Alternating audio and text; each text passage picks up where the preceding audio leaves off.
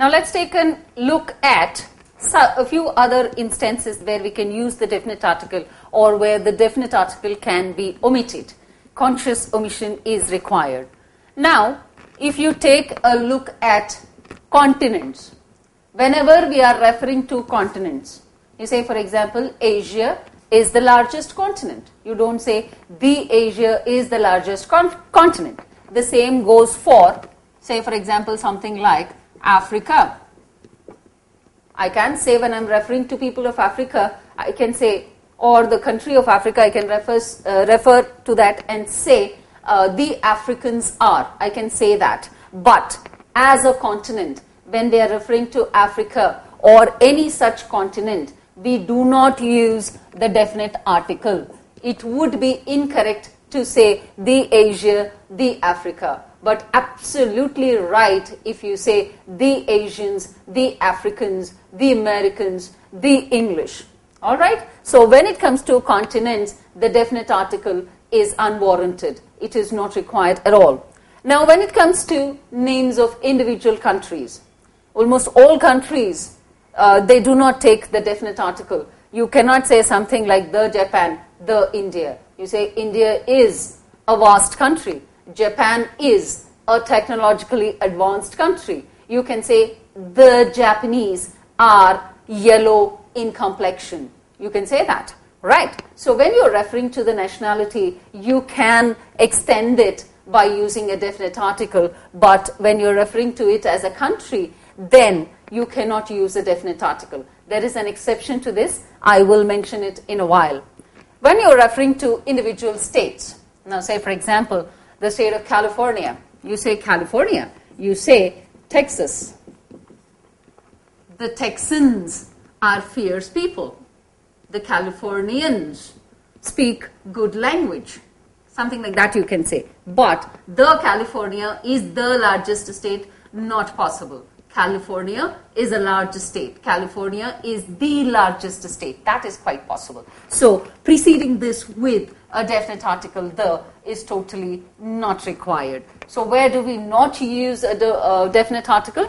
Before continents, before countries, before states, before cities, and before towns. We do not use a definite article. For example, if you take a look at cities, you do not say the New York, but you say New York City. Okay, you say New Jersey, not the New Jersey. All right, so therefore, cities also do not take a definite article. Same goes for small towns, wherein you cannot use a definite article. However, like I mentioned a while ago, there's an exception to this, what we perceive as country. For example, United States of America is a country as a whole, but because it has United States as such, the word states as such, it should be preceded by a definite article. Remember the exception to this rule that I have stated. For continents, countries, states, cities, towns, and islands, you cannot use definitive articles. Let's also include islands. Let's not use a when it comes to names of countries that end in states, names of countries that end in kingdom, names of countries that end in republic, they can take a definitive article. So the United States of America, you can say the United Kingdom, you can say the Dominican Republic. So remember, you can use definite article the when the country's name ends in, or when the country's name has states, kingdom, or republic. This is an exception to this rule that we have stated. All right, so the definitive article should be used in cases where we have states, kingdom, and republic. Now let's take a look at another scenario where we may or we may not use a definite article. Now, for example, if we have something like direction. For example, you say something like the southeast of Asia is full of trees and mountains. Suppose we have something like this. Perfectly okay to use the southeast because you're talking about direction. Say, for example, the north of America is cold. However, try to change the form of this. Take the first instance. You say Southeastern Asia is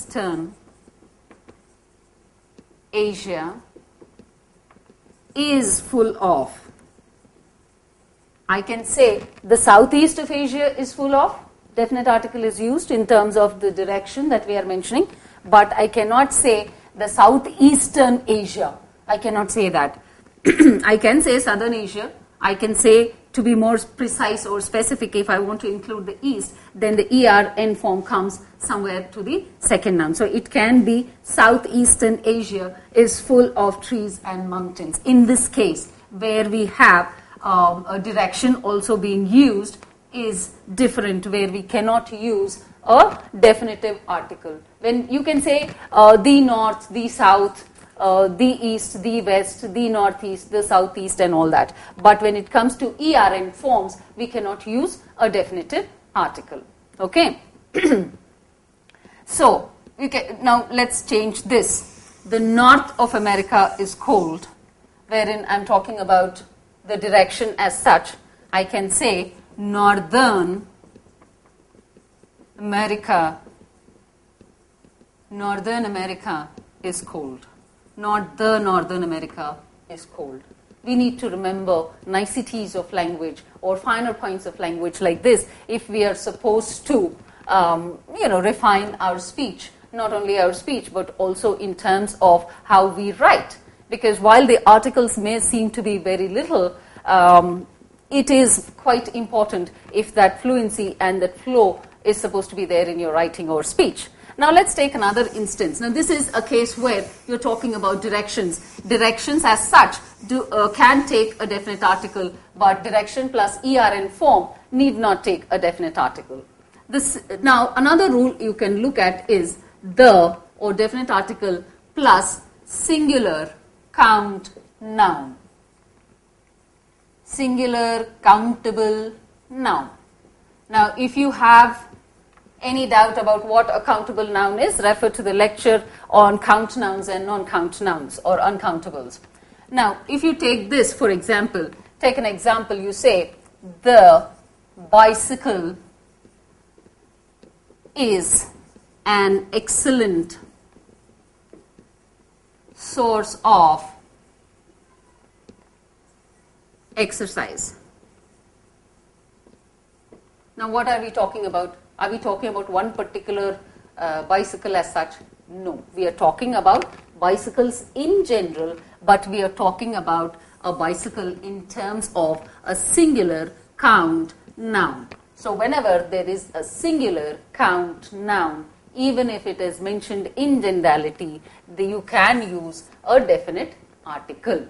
Alright, so the plus singular count noun is quite possible in terms of the usage of definitive article.